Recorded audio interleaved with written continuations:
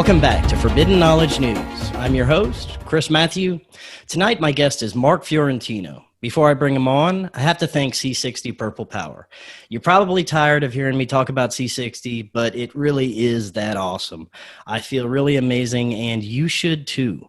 Learn more at their website. Just click the link in the description, and if you do place an order, you get 10% off plus free shipping. So go check it out. Your health is definitely worth it. And right now is an extremely tough time financially for a lot of people. And sometimes you need a loan. Check out cashadvance.com. They provide a free service that quickly connects customers with lenders that offer loans that may work for them. Cashadvance.com has no control or knowledge of the loan details between you and your lender. If you're presented with a loan offer, you'll have the option to review the terms of the loan, which you may approve or decline. You can create a free account, look around, and see what Cashadvance.com has to offer with no commitment. Get the help you need today. Just click the link in the description to get started. And check out CuriosityStream. They are the award-winning destination for documentary series and features covering every topic from space exploration to adventure. You can satisfy your thirst for knowledge anytime and anywhere with CuriosityStream. The subscriptions start at only $2.99 a month. Just click that little link in the description and sign up today. Tonight, I want to welcome Mark Fiorentino. He has been obsessed with Einstein's unified field theory ever since hearing about it when he was 10. He worked for many years in the high-tech industry, including for IBM, and he is the author of the book Master of Reality. Mark, welcome. How are you doing tonight? Thank you, sir. I'm doing well. Very good. Looking forward to this. It's going to be fun. When you go back and look at the work of brilliant scientists such as Albert Einstein, they of course have changed the course of history through their work. They changed the way modern science is going in profound ways.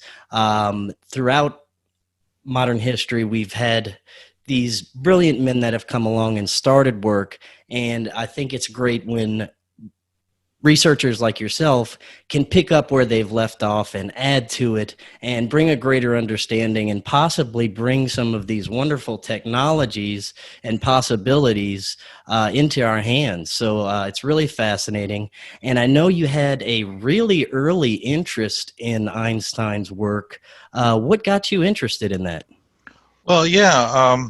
Back when I was 10 years old, I was going to catechism classes, and the nuns asked us to find a saint born on her birthday. So I went about the task of going home and asking my parents and looking wherever I could find anything. There was no internet back in 1965, so your ability to do a search was pretty limited. You would have to go to the library maybe, and I don't know how you would look up by date. But I went over to the calendar and looked to see if there was anybody notable on my birthday, March 14th. And sure enough, Albert Einstein was there. So not knowing whether he was a saint or not, I just went over to the Encyclopedia Britannica and started reading about Einstein. And I was just thrilled and fascinated by his story, and in particular, the unified field theory that I read as part of what I was doing when I was reading about Einstein. And I thought that theory just made so much sense. I could never get it out of my head after that. I just thought it was the most sensible and exciting thing that I ever experienced up till the age of 10.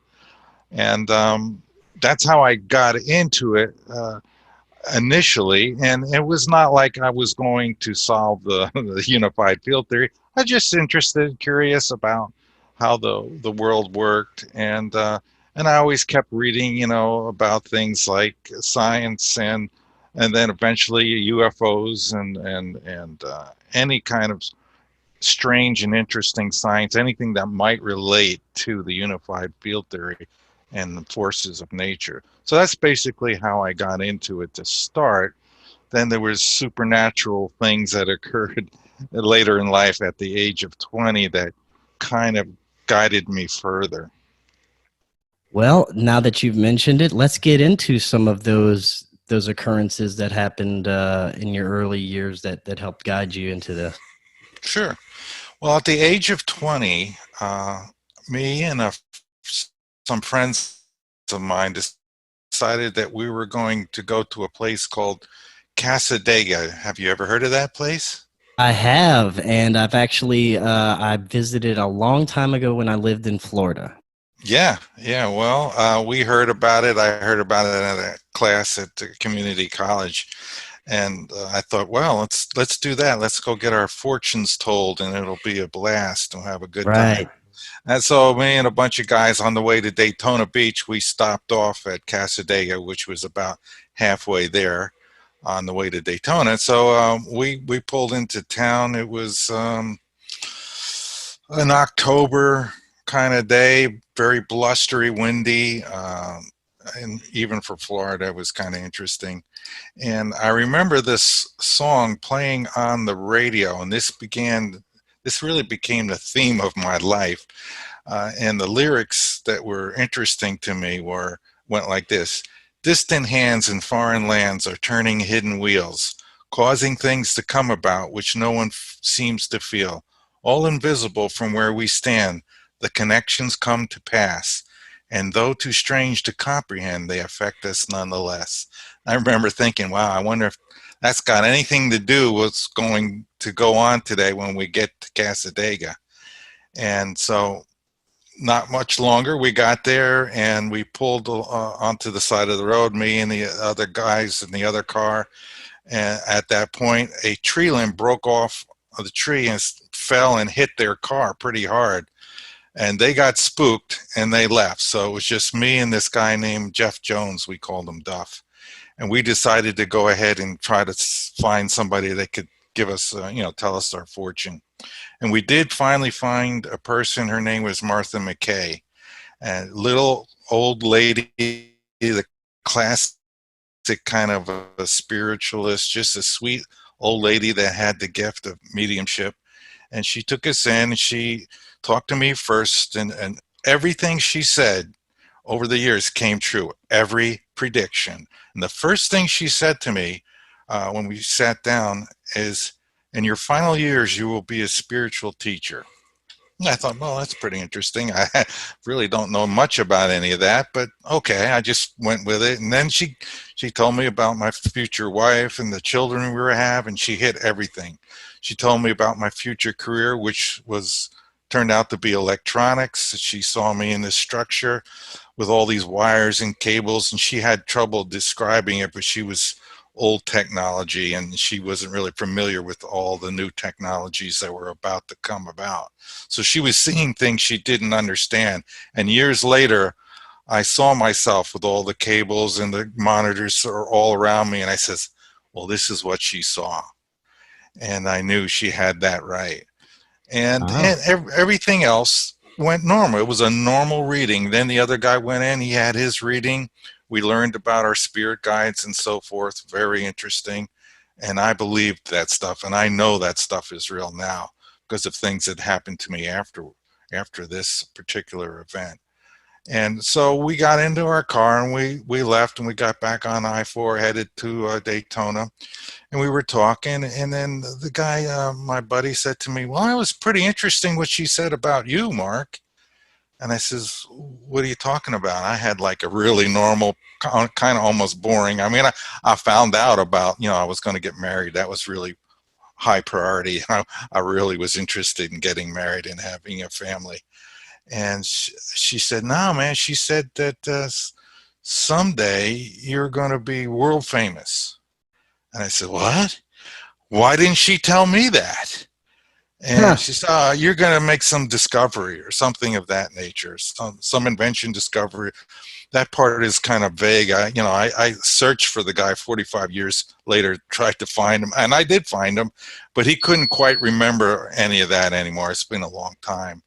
But right. I remembered that, and it stuck with me. And through the years, it affected my thinking because I thought, well, had she told me directly, which I came to realize was deliberately, she did not, because I would imagine that the people on the other side, my spirit guides, told her not to. Because knowing me, I would have asked more questions and would have tried to do it right away.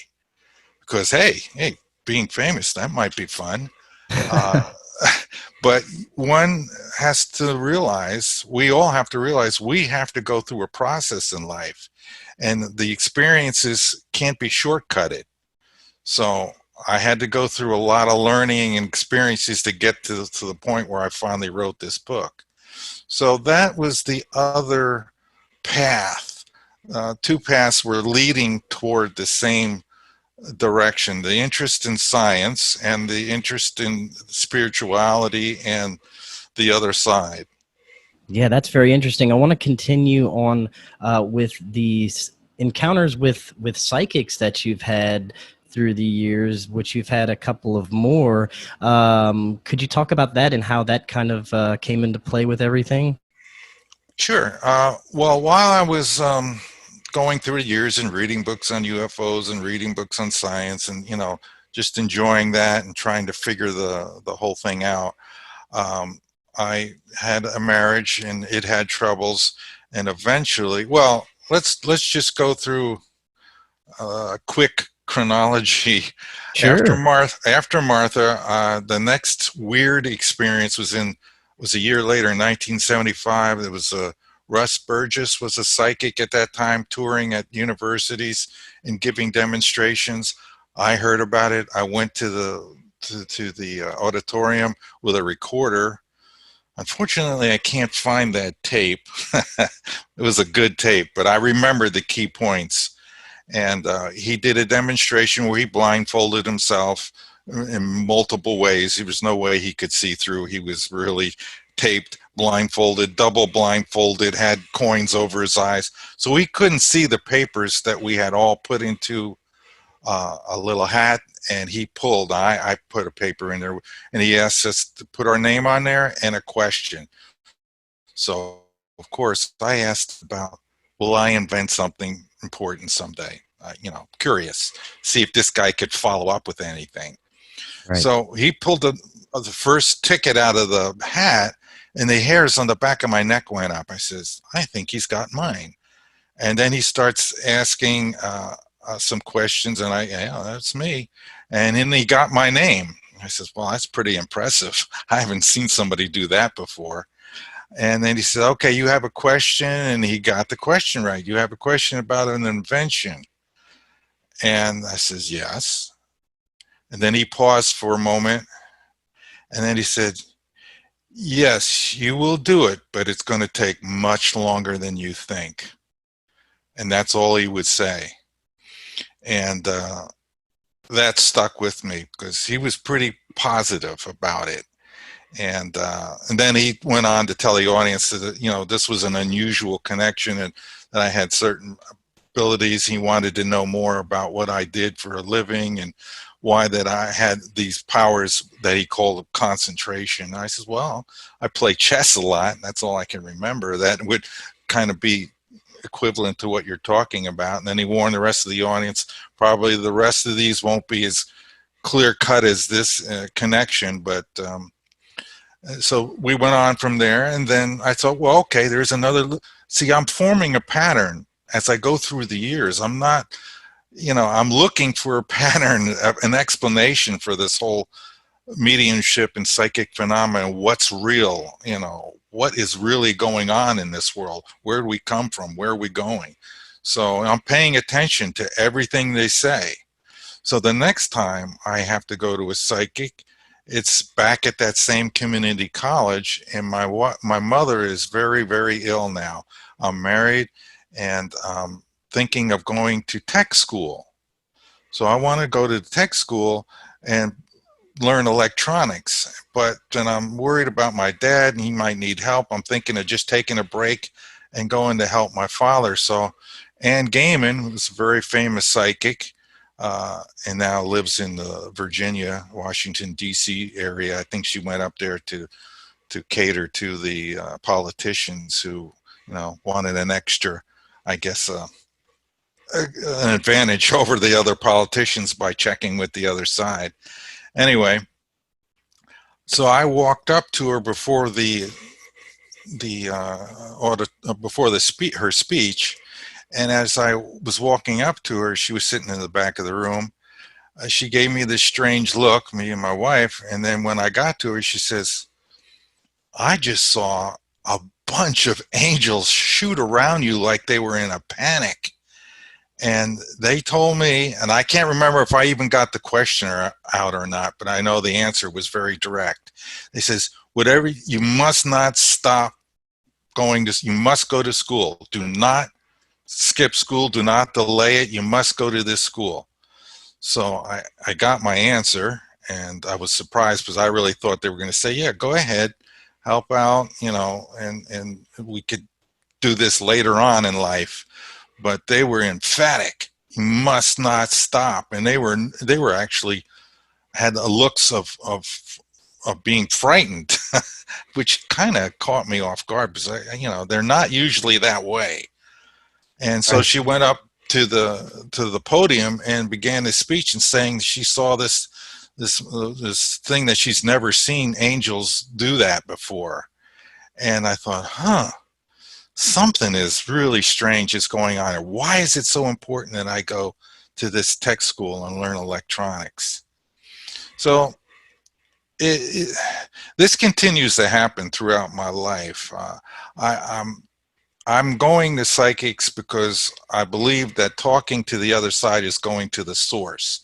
And if you want wisdom and knowledge, for questions in life, you're going to get your best stuff from the other side for what they can give you, because they just can't tell you how to live.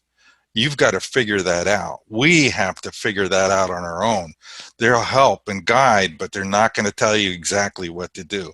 So there's information being held back. And so this continues on, and then I go to marriage counseling, and the counselor suggests that I go to this psychic that she knows because of our circumstance. My wife and I are fighting because there's a lack of money, and I want some money so I can do research and do experiments, and I had no money, and I was working very hard at the time, a lot of overtime and everything, yet there was no money. So we went to talk to this psychic. Her name was June Rigg, and this is now 1985, 1986. And the first thing she says to me, "You will be a spiritual teacher in the final days of your life." So this is the second time somebody says almost the exact same words. So there's a corroboration in this point. And in this particular psychic, now my mother by this time had passed away, and now at night and to my father, but mainly to my mom, because I don't think my father had passed away yet. He was very, very ill, but not passed away. But so I was praying to my mom, and I would invite her to sit into this golden yellow chair in the bedroom, and I would just have a conversation, about my day and how things are going, and hoping that she's okay on the other side. And so June says, "Your mother's here, and she wants you to know she's been sitting in the chair in the bedroom where you asked her to at night, and has been listening to your prayers." So that to me was proof positive that we don't die, we survive. When we get to the other side, we live on, and there is another side.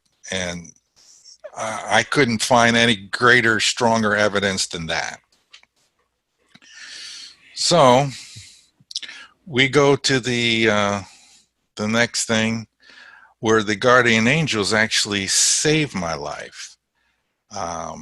Yeah, I was going to ask you about that. You that you had an experience where guardian angels saved your life, and you've actually had visits since then from your guardian angels, right? This is true.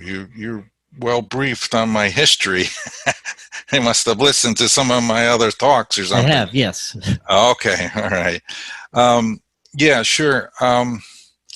While driving home from work from IBM one night, I have this choice I make. There's a T intersection, and I can go right the traffic is heavier, the route is shorter, it's more tense, but I might get home a little quicker.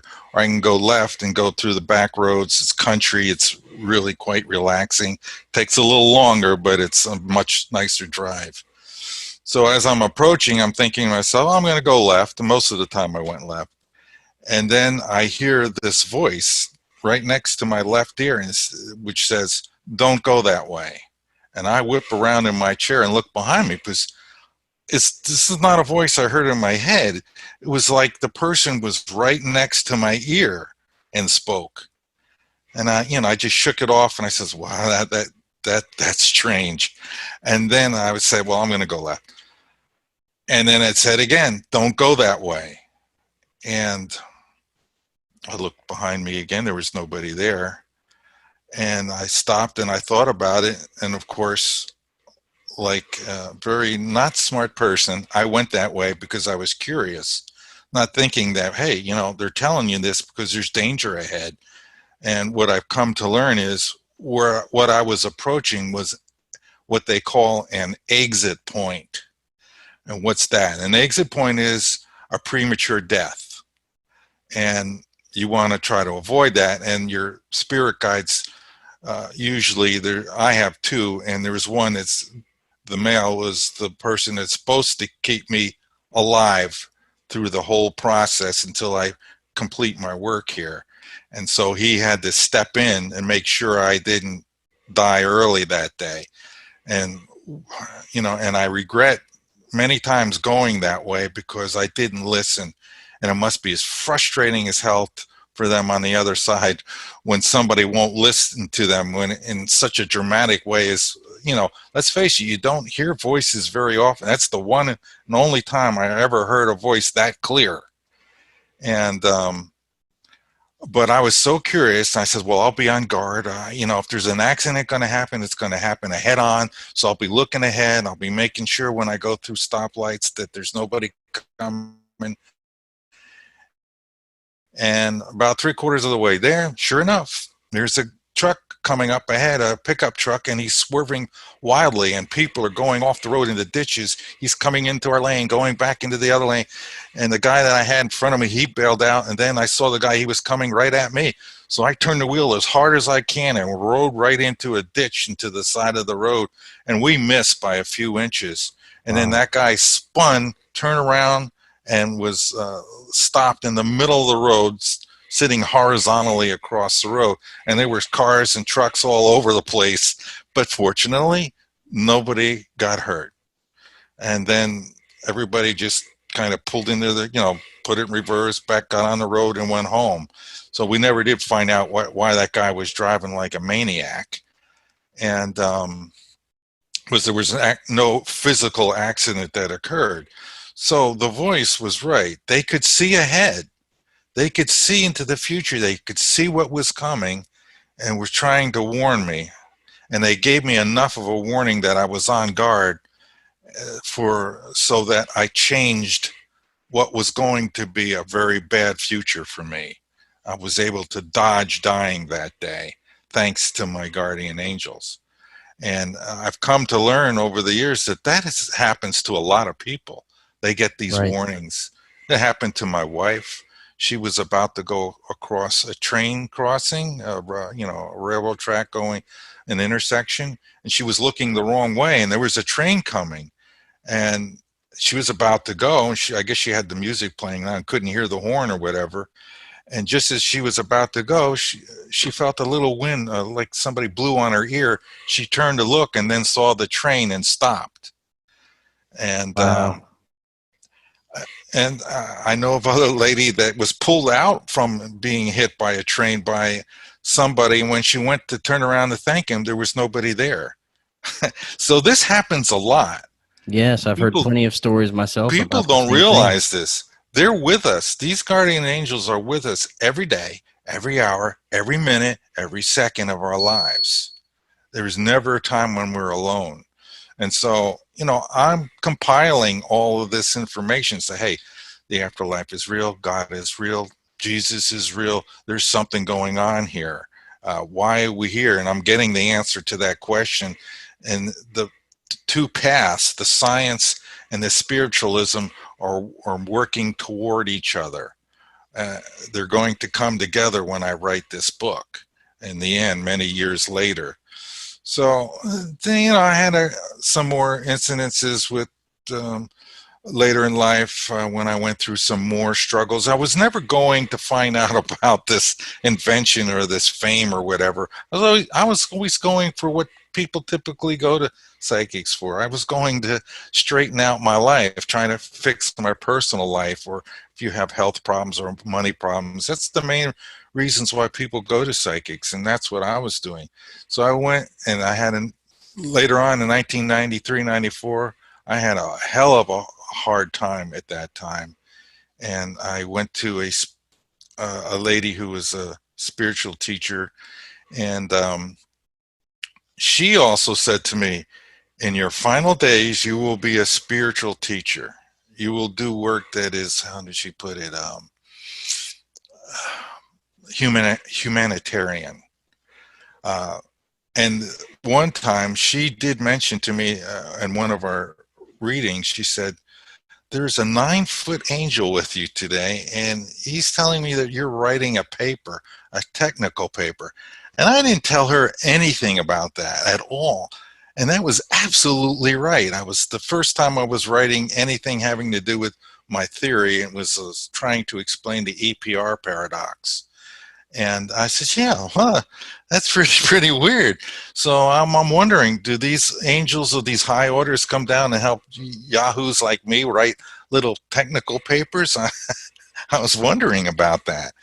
And so these things, this is evidence that's piling up over the years. There's something going on the other side. They're coaching us. They're assisting us. And then it finally ends up with many years later. Now, I skipped like 20 something years. I don't go, my life is good. I'm remarried. I have a happy life. So there's no reason to go to a psychic up until this day when I finished my book, which then I had this fluke thing happen. It was a winter's day here in Florida, and I wanted to make a fire in the fireplace. So I set the fire up, and I went out of the room for a minute. And in the couple of minutes I was gone, a bat came down the chimney and flew upstairs. We didn't know it, though, until later on when my wife was up there and she saw the bat in the corner on the ceiling. So I had to catch the bat. And, I know about bats and rabies. And so, I knew to be, really careful. And I caught it in this bag, and I took it outside and let it go, which, by the way, is not what you should do. You should keep it for animal control, and it should be tested for rabies, because I let it go, and then the mistake happened. I was cleaning out the bag, which had this fluid in it, which I assume was either urine or saliva, which, of course, I went on the internet and read could have the rabies in it. And as I was cleaning it, some of that fluid or whatever splashed and hit me on the face, very close to my eye. Now I'm in a panic. Do I have rabies? Could I get rabies that way? And of course I could. I read it in the internet. That's remote possibility, but you could. So now I know that's a 100% terminal disease. If you get it, you die. There's no escaping it. So I'm calling up the people at the health bureau and at the county and saying, just give me the shot. I wasn't bitten or scratched, but I'm not absolutely sure I didn't get infected. And they said, oh, you'll be fine, Mr. Fiorentino, don't worry about it. So I says, all right, well, I'm going to worry about it. Couldn't get out of my head. So I says, I got to find Patty and Charlotte and see if I can find what's going on. But she's long gone. It's been over 20 years and I can't find her anymore. But I did find Tamara Richardson, the Southern Bell medium, who's doing very well. She's a 6-time near-death experiencer and a professionally trained evidential medium. So I contacted her and she gave me a reading and she said, no, you're okay. You didn't get infected there. And, I was able to talk to my parents again. I could tell it was them. And And then since all that worked out and everything was okay, I thought, well, I got her on the line, and I just finished this book, and the theory of super relativity to me seems like it's right. It seems like this is the solution to the unified field theory. But it's hard to believe with me being not an extraordinary person, just an ordinary kind of guy who's good at troubleshooting. I'll admit to that. I thought, could this possibly be right? So I asked her. And then that's when that reading went from an ordinary reading to a very strange reading. And things came out in that reading. I will tell you some of them because it gets pretty fantastical. And basically, in that reading, I was told I actually have the theory right. It's the solution for the unified field theory. So now I have to deal with that amazing thing, which is even hard for me to believe, but yet it appears to be so. And then I was given instructions as to what to do, and which is very different than you usually get in a reading. I mean, I got some very high detail instructions and information confirming the theory, and people came through like Albert Einstein, who that was a very interesting story when he came through. This lady, Tamara, is not a scientist, but she asked me, why is Einstein closing his hands together? Now, all throughout the book, I'm asking Einstein, is gravity contraction of space? You know, I just looked for that, for him to say those two things in a paragraph or in a sentence. Gravity, contraction. I'm always asking Al, you know, because, you know, that's what you do. You know, you're thinking, you're having a conversation in your head. So when she's saying this, I says, oh my God, he's answering my question. How could anybody know that? When he's bringing his hands together, he's telling me it's a contraction of space. It is a contraction. So I says, wow, we're really talking to Einstein here, and he seems to know what I'm working on. And so I'm going to leave it at that, not go into any more details into that part, because maybe someday I'll play that tape that I got on tape, and that's an extraordinary reading, memorable for sure. Oh, yeah, that is super interesting. Now, I want to get into some of the science that you've been working on. I am in no way a science guy, so if you could tell us first, what is the unified field theory, and tell us what super relativity is, and you know how it's related, and we'll go from there. Sure. Well, that's what the whole book is all about. And what is unified field theory? I could say it very simply. Basically, electromagnetism and gravity emerge as aspects of a single fundamental field.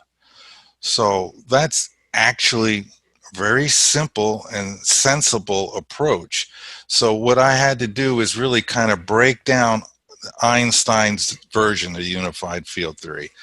And I did not work on the quantum mechanics version, which is called the standard model of fundamental particles and interactions. That's the wrong course. And I didn't waste my time working that solution because the model is incorrect. So I went with Einstein's model, which was built upon Newton's ideas, James Clerk Maxwell's ideas, and Lorenz's ideas, as well as Einstein. So basically the unified field theory is finding a way that electromagnetism and gravity emerge as the same thing. So what is the single fundamental field? So I went back in history and I found the single fundamental field, and that field is called the ether.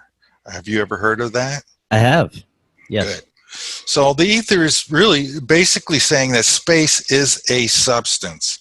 And what I was able to determine by going back in history and reading over all the the theories back in the late 1800s, early 1900s, was basically the theory of the ether is a low density, high tension, completely transparent, continuous, quasi-elastic material.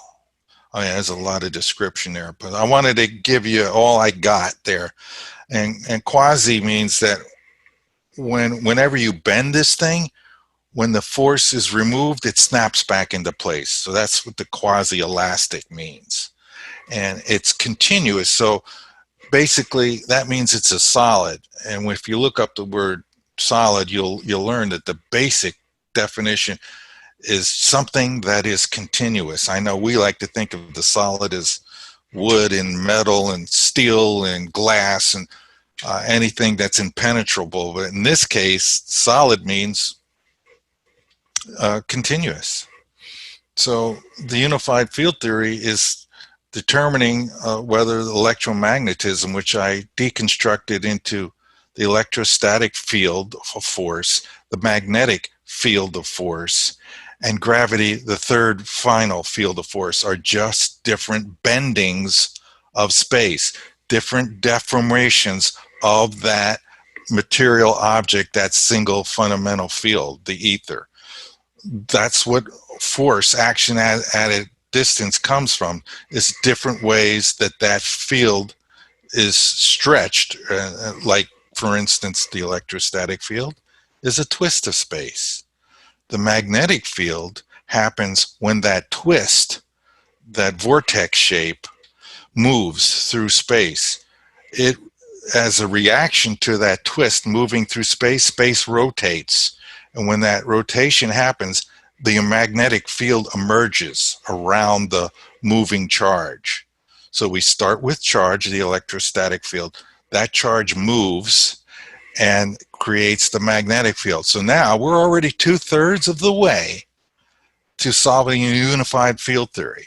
Now all we got to do is, how does electromagnetic particles generate a gravitational field? And that's what Einstein worked on to the very last day of his life. He worked on different models that he could come up with. He just didn't have enough information in his time. He was born too early. If he had been born 50 years later, he'd have solved this. I'm sure of it, because he was on the right track. And what I did was I took it up from there. I had the extra information. I was able to learn about the quarks that he didn't know about. And from that, I was able to determine how the neutron and the proton create mass, create a gravitational field by the accelerated motion of unbalanced charges.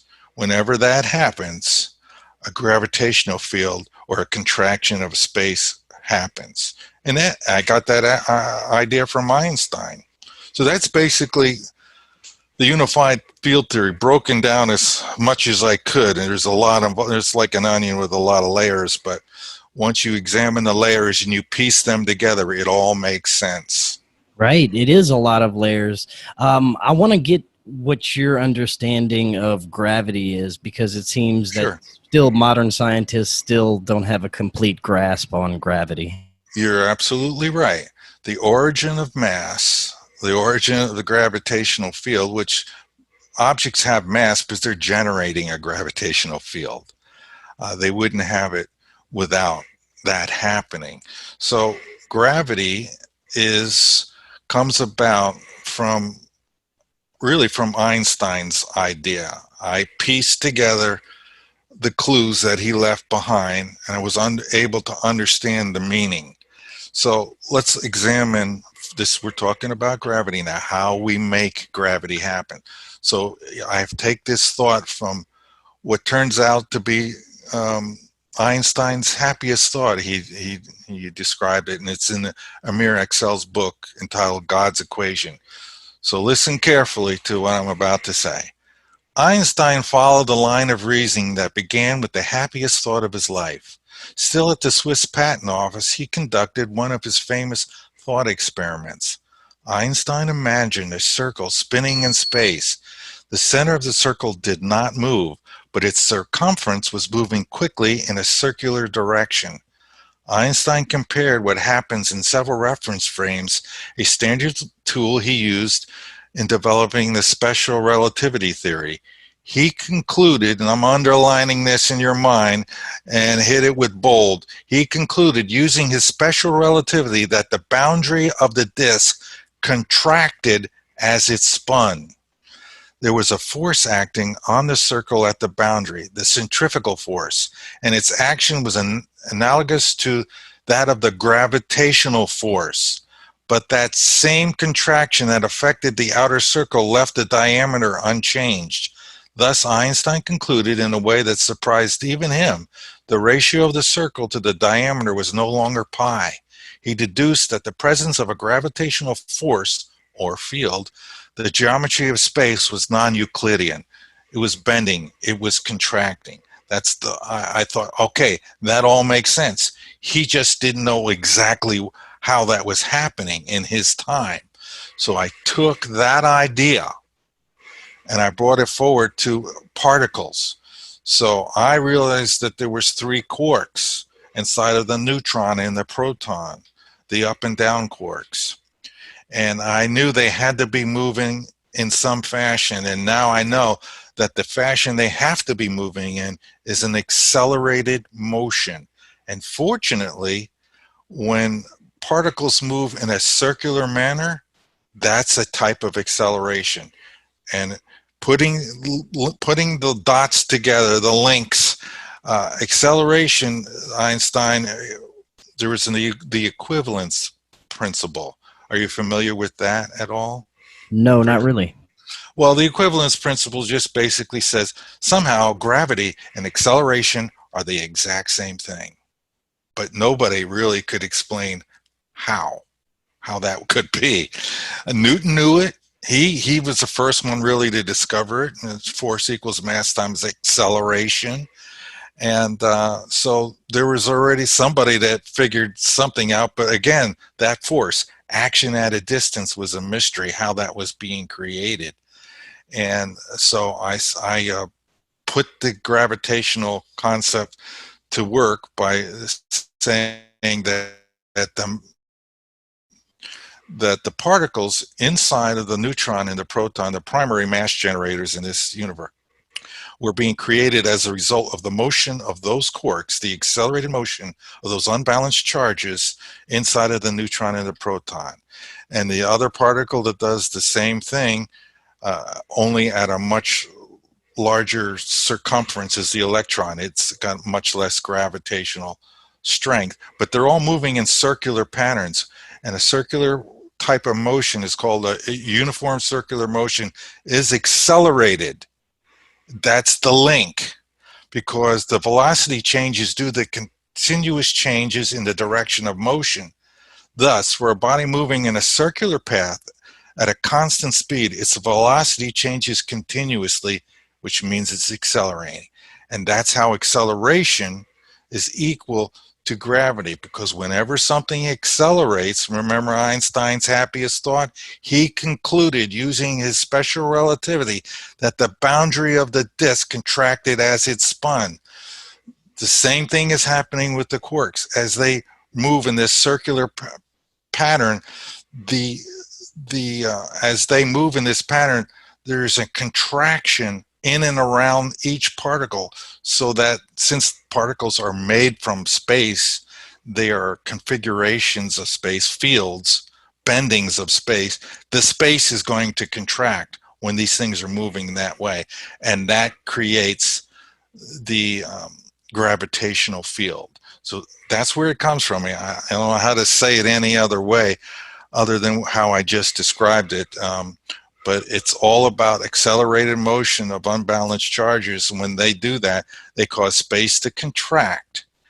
And since they're doing it so fast, I calculated at 99% the speed of light or slightly greater, they're going to generate just that little tiny bit of mass. And when you put these particles together, it's an additive effect, and the gravitational field builds and gains greater strength.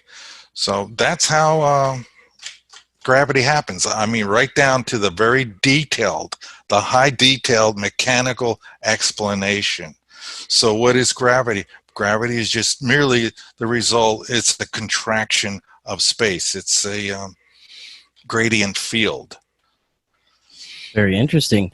Now, earlier when you were talking about one of the papers you were working on, you said that it was confirmed through one of your psychics that super relativity was the answer to the unified field theory. Could you talk a little bit about that?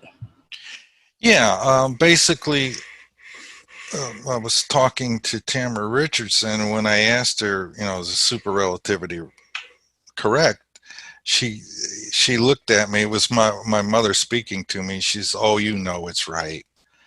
And then I got real excited, and I looked back at my wife who was sitting behind me, and I gasped when she said that. I says, if super relativity is right, then I've solved the unified field theory problem. And I do have a solution, and there's a formula that I use. It's called the moment of inertia. And I did some research on the moment of inertia, and it's a particular type of formula. And Einstein, in his last days, said, whoever solves this, he told, I think it was Pauly or somebody like that, says it's going to be a rank 2 tensor. And I had no idea what my formula was, so I did some research, asked around, and it turns out that the moment of inertia is the classical example of a rank 2 tensor. So there was more confirmation. So Tamara was basically, with all the people that came through, it was not just Einstein, it was Ray Bradbury, and then eventually Jesus came through and was giving instructions. And, I was dumbfounded. I am still dumbfounded by this. It just seems so unbelievable. But yet I feel I have this responsibility. I have done this work. This theory does make sense. There is a whole book full of evidence that I use to compile this theory. I reestablish that the ether does exist. I explain how particles create, the motion of particles through space creates a gravitational field, and then was able to move forward from that and realize if we can contract space, we can expand space. And if we can expand space, then there's going to be anti-gravity. I've always thought that if we can get modern science to work more with the spiritual or metaphysical and kind of look into that and take it seriously and not just some woo-woo thing that's dismissed, I think we could make leaps and bounds with our science, technology, and combining it with spirituality, and then learning more about metaphysical and having more understanding of that and how it works with science. We could be in a whole new world, a much better world, I believe, if we could kind of marry those two. Chris, you're absolutely right. You're a wise man, and that's exactly the same feeling I have. It makes sense. It's a shame that science has separated itself from religion. It really it's keeping them in the dark, and a lot of that's due to quantum mechanics and the emergence of that philosophy that doesn't make sense, and that there isn't causation and there isn't determinism, and things just happen, and it's all gets down to nonsensical magic after a while. And the irony is, my theory is an intelligent design theory, so that means God is involved. God is the creator. God is the source. All I've done in my attempts, and I even got that idea from Einstein. He once said, it's going to agree with what you say, basically. He said once, I want to know how God created this world. I am not interested in this or that phenomena, in the spectrum of this or that element. I want to know his thoughts. The rest are just details. Well, I kind of agree with that, and that's why I went and started deliberately using near-death experiences. I have some in my blog on my website that clearly state that science is underneath religion. It's like if you have a pyramid of knowledge, when you get to the top, there's the creator. The creator is the person that creates the laws of physics, all the physical laws, all the constants, all the fine tuning, which we have loads of evidence for. That's the most logical and reasonable explanation for why the universe is tuned so perfectly. You know, the Goldilocks enigma. It to ignore God and religion is to keep yourself basically in the dark. And you're right. It's time to join the two together. There are psychics that have submitted to testing, and like George Anderson, and they've been proven to be real and true. George Anderson is an amazing psychic. Tamara, the person I went to, is an amazing psychic. This is an important way to get information, and I did use this avenue in my research, and I was able to find the signature of God because of a near-death experience by a person. Lynn Claire Dennis was her name, and that I have 2 chapters in my book dedicated to describing the exact type of motion of the particles as being seen in heaven by Lynn Claire Dennis, the trefoil motion pattern. So you're right. We've got to start including the creator in helping to explain the creation. And there's a lot of chapters in my book, Cosmology section. There's 3 chapters where I re-go through the Big Bang, only this time it's all sensible. So it's a beautiful system. The theory of super relativity is truly a theory of everything. Now, I want to get into, we talked about gravity. Let's talk about what anti-gravity is. Sure. Well, let's talk about quickly the pattern that helped me recognize what gravity is, and then it's going to help you understand what anti-gravity is. Sure. For many years, I used to sit in my cubicle, and in between jobs that I'd go out and do during the day, I would look at that fundamental particle and interactions chart, and I would say, there's got to be a pattern here. Why do all these particles have mass, but yet there's one that has no mass, the photon? And I look at it as an electromagnetic particle, just like all the other particles, but there is something different about it. It finally dawned on me. I says, the photon is got a perfect balance of positive and negative charge. So it's not unbalanced. It's a balanced charge. And the way the photon moves is differently than the way all the other particles move that are unbalanced charges, either too much positive or too much negative. They all move kind of like in these circular fashions, but not the photon. It moves in a straight line at a constant rate of speed, which means it does not accelerate. So now, doesn't that make sense? Acceleration is the same thing as gravity. Einstein said that, the equivalence principle. He describes how contraction occurs by an accelerating object. The photon does not accelerate. It backs up what I'm saying. It makes sense that it doesn't generate mass because it doesn't accelerate when it moves. It moves at a constant rate and in a straight line. Absolutely no acceleration, absolutely no mass. So that was one of my happiest thoughts that I've ever discovered. And that's how I got to the idea of how mass can be created. It must be created by this particular type of motion. So now we know that some particles can move in a way that kind of doesn't generate mass. So if we could amplify that somehow, maybe we can cause anti-gravity. But yeah, we have to understand what causes particles to move. And that leads to another discovery of mine, which I call the slip wave. And all particles, have you ever wondered how they go about moving at such rapid rates perpetually, forever? Ask a physicist, how does that happen? You're going to get a lot of mixed up answers. Mainly they'll say, well, it has momentum. Well, where does it come from?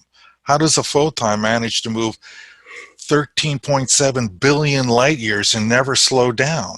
We couldn't build a rocket to do that at the speed of light. It would take all the energy in the universe. Something's got to be going on with that particle, specifically inside that particle.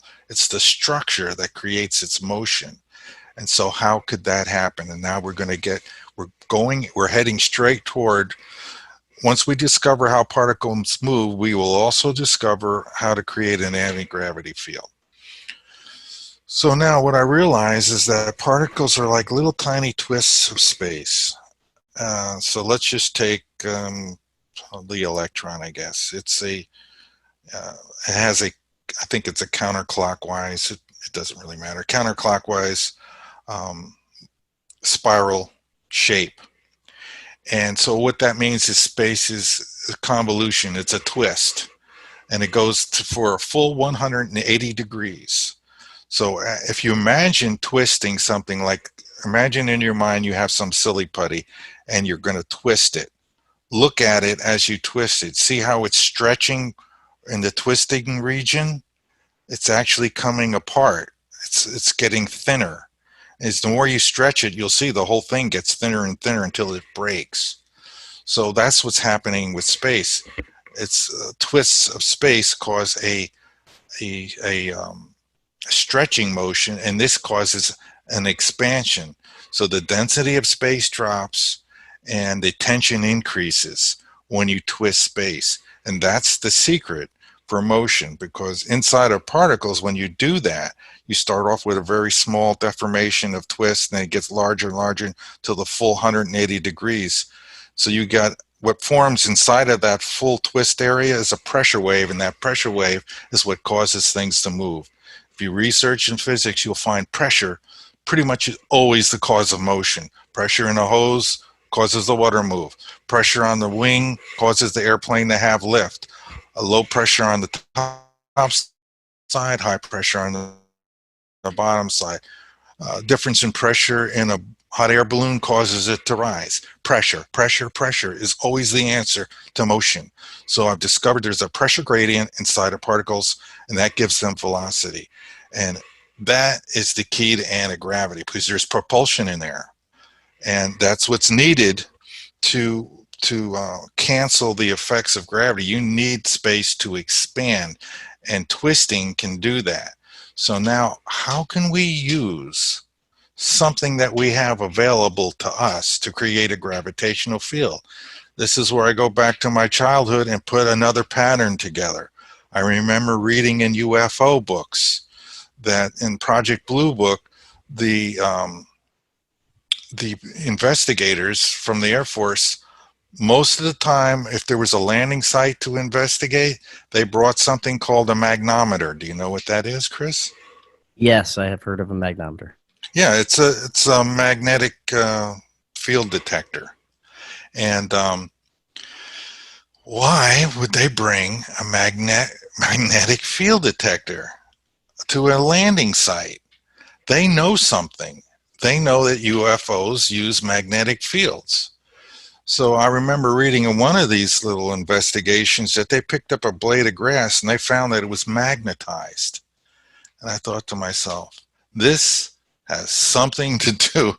Either the magnetic field is the cause of the anti-gravity field, or it's a byproduct of an anti-gravitational field. And I came to the conclusion that the magnetic field is the cause of the anti-gravity field. So I kept that in mind for many years. I didn't know how it did it. It took many, many years of reading and going through all of what I just told you, that realizing that magnetic field is a rotation of space, and when space rotates, it stretches. And when space stretches, it expands. And if you get that field strong enough, it will cancel or offset or block the gravitational field. You've got two fields basically battling each other. One is going one direction, one is going in the other.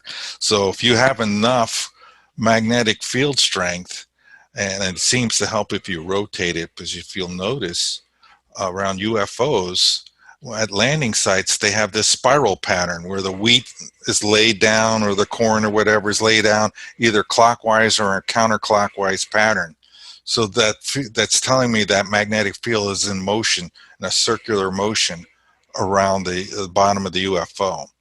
So perhaps that enhances the anti-gravity effect. So that's how anti-gravity is generated. You have to cause space to expand. The best tool for that is the magnetic field, because the magnetic field is not really like ionized. You could use the electrostatic field, but it's hard to work with. It'll throw thunderbolts if it gets too high. It ionizes everything, whereas the magnetic field, you can work with that. And the stronger you make it, eventually you can block gravity, and whatever's above that gravitational field will just float, because the attraction pull from the earth below is not felt anymore.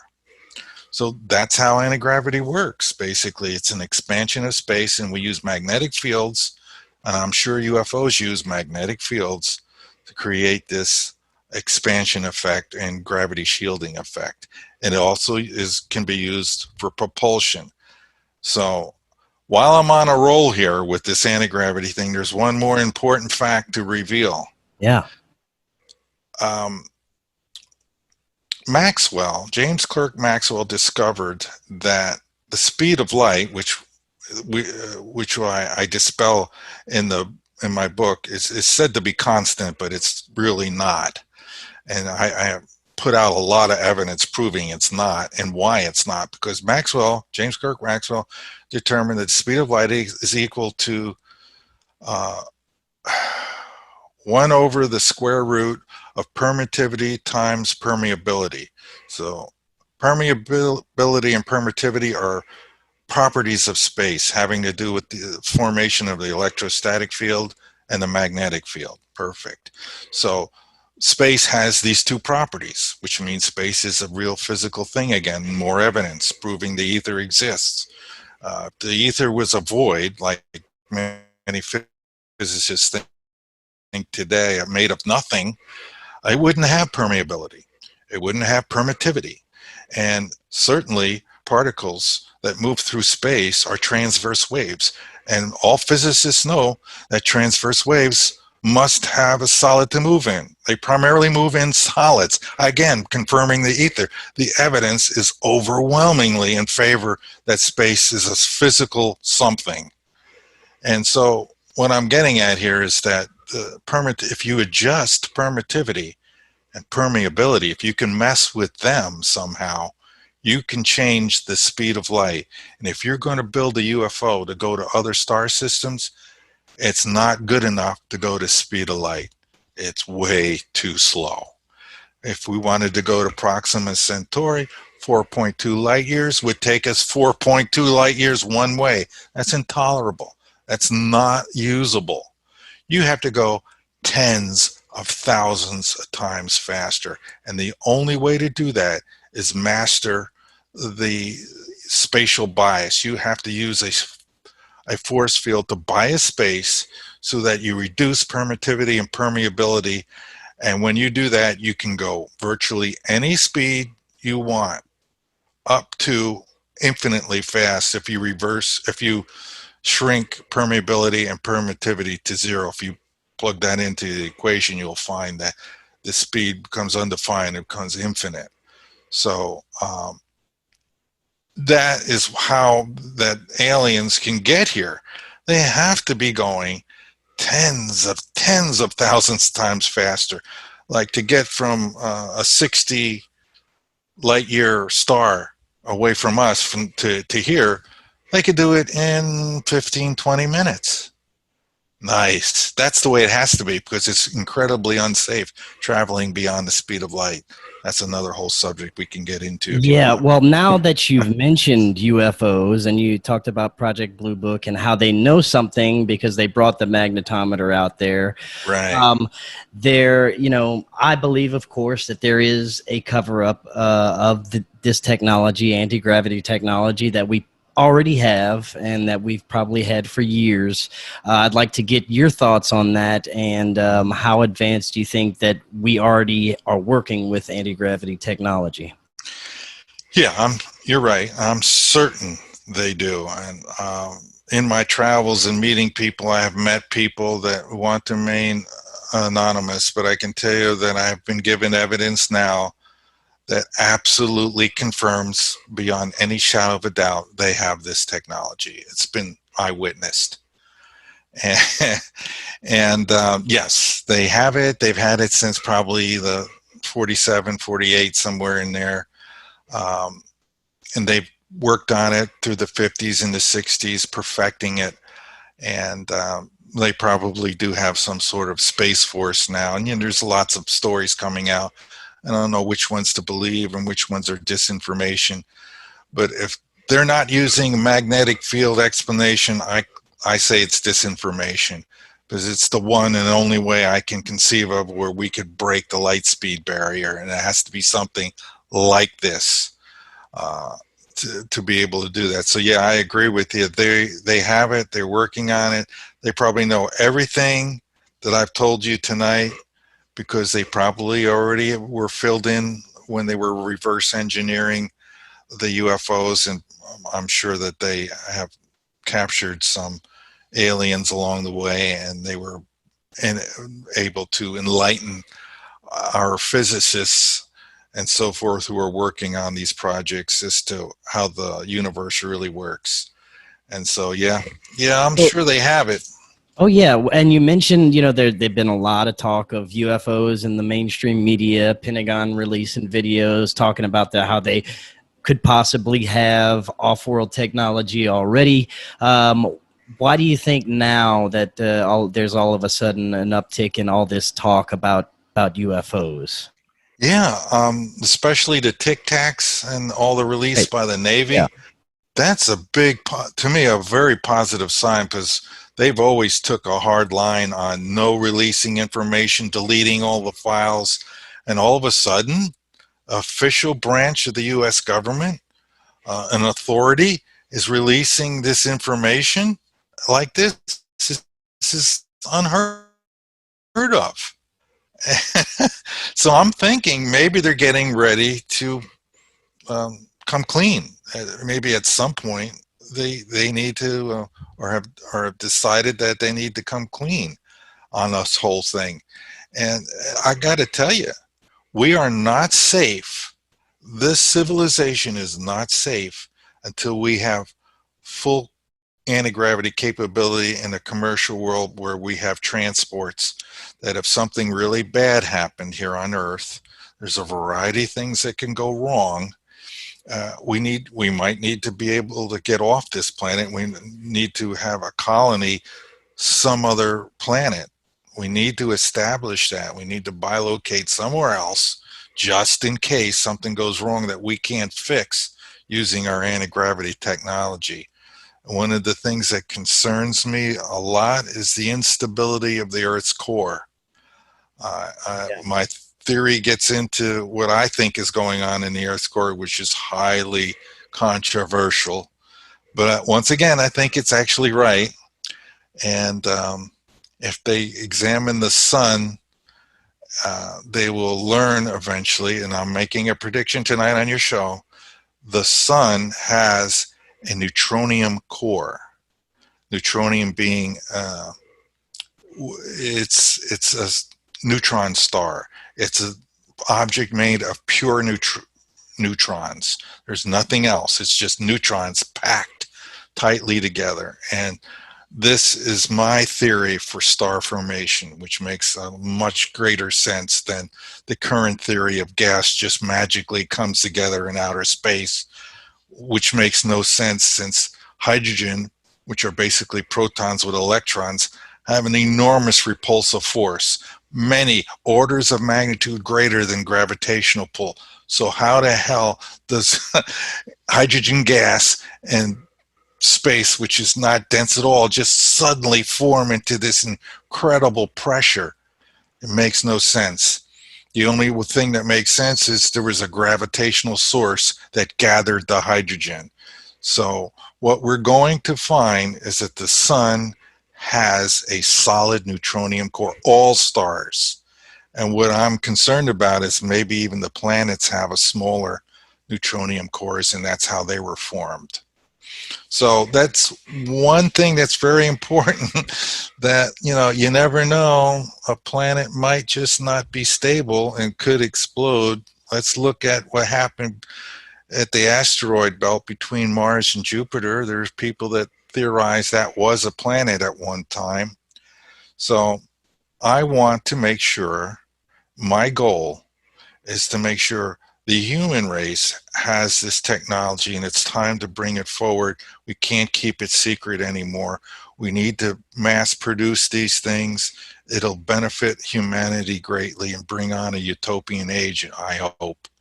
So Now, that's what I have to say with that. yeah, excellent. And it's speaking of what we can do to kind of bring forward this age, you also talk about experiments to prove the theory of super relativity, high magnetic experiments that physicists across the world should be doing these. So could you talk about that? Yes. Yeah. In the very last chapter, I talk about performing some simple experiments using magnets to detect the drop in the gravitational field for objects that are suspended above the high magnetic field, the intense magnetic field. Now, I'm also thinking, the more I've thought about this, and I spend a lot of nights awake thinking about these sort of things. Much of my book was written between the hours of 2 and 5 in the morning. That it might be helpful to rotate the magnetic field. I think I have an experiment example where I do that.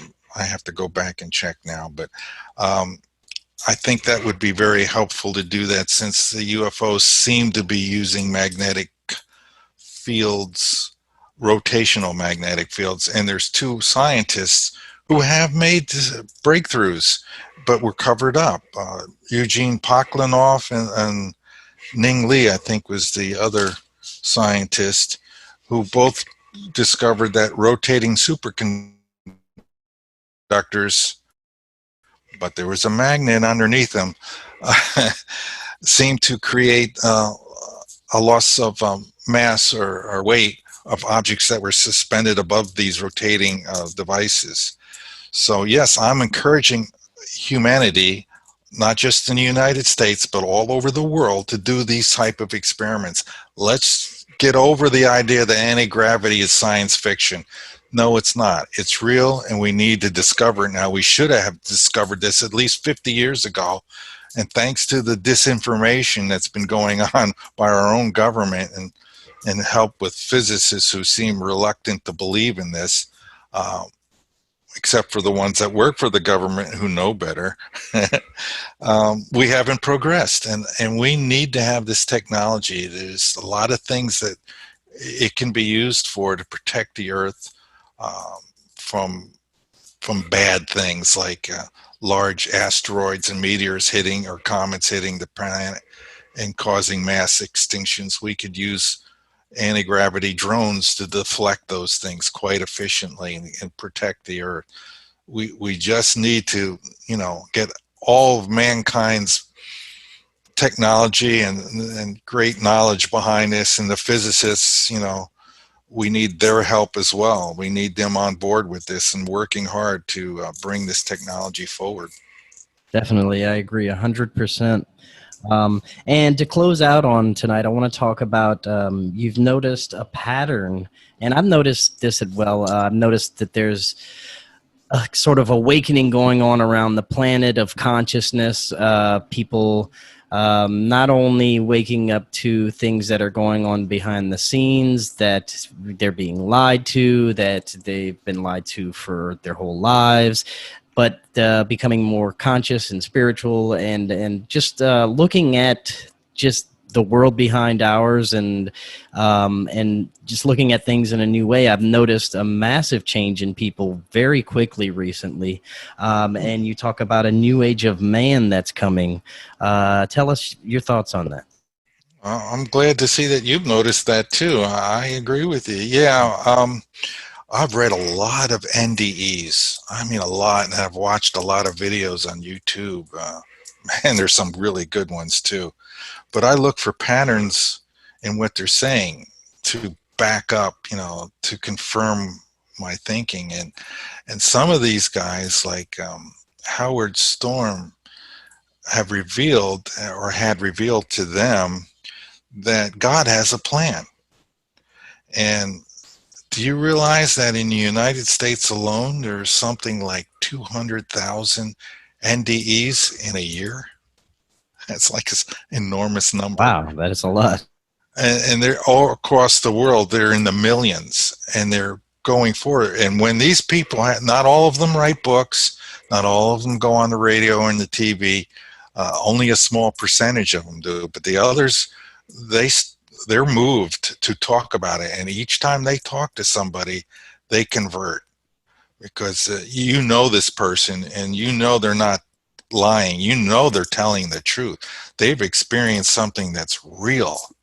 It's more real than what we have here, and it's divine, and it's spiritual, and it's loving, and it's compassion, and it's all about goodness and happiness, and it wants this world to be happy. But there's a lot of evil going on in the world, so there's kind of this battle of good and evil that's happening probably on the other side and spilling into this world. That's the current conversation that I'm hearing. So all this that you're seeing in the news right now is kind of a product of all this battle between good and evil. And God has got a plan that he's going to help try to prevent the worst case scenario from happening. Just like I was prevented from having a head-on, God is trying to prevent the world from having a head-on collision on its own, with all the bad behavior and things that are going on in the world now, by enlightening people, having them building an army basically of goodness and of good people with virtue, and these NDE people are inspiring other people, and hopefully we can avoid a bad ending. But even if the worst case scenario happens, and evil wins the battle, it never wins the war. It'll be overcome, and things will get good again. So hopefully we can do better and not have the big battle with great casualty and loss of life, but instead have a renewed realization, I would say, that we're all the same. We're all one human being race, and we shouldn't be against each other. We really should be for each other, and that's what the whole NDE experience is all about. It's learning that we should be loving and compassionate toward each other, and I think that's what I hope wins out in the coming days. Yeah, I definitely hope so too, and very well said. Mark, I want to thank you so much for coming on tonight. It was fantastic information. If the audience is interested in finding out more about your work, give us your website, social media, anywhere else that they can find your work. Sure. My website is www.super-relativity.com. And you could friend me on Facebook if you want. And I'm starting a YouTube page and starting to put little interviews and whatever on there for people to come and listen to, especially if you are hard of if you're have visually impaired or whatever, you can at least listen to my talks and such, and invite you to come over and do that. I'll try to work on getting some more of those things going, but that's where I'm at. I'm on YouTube and my website and my blog. Please stop by and see my blog and read some of those articles. I'm always adding new ones, and that's where I'm at right now. Excellent. Mark, thank you again. And there's so much more that we could talk about, so I'd love to have you back on sometime in the future. Definitely. Just pick a date and let me know, and I'll check my schedule. We'll get back on, and there is a lot more to cover. I got a lot of discoveries in my book. It's really kind of amazing. It's like a miracle. I don't quite understand how all this happens sometimes, but there's amazing things inside of the book that I'm inviting people to discover and have hope about. Definitely go check out that book. Mark, thank you again, and have an excellent night, and good night, everyone. Until next time.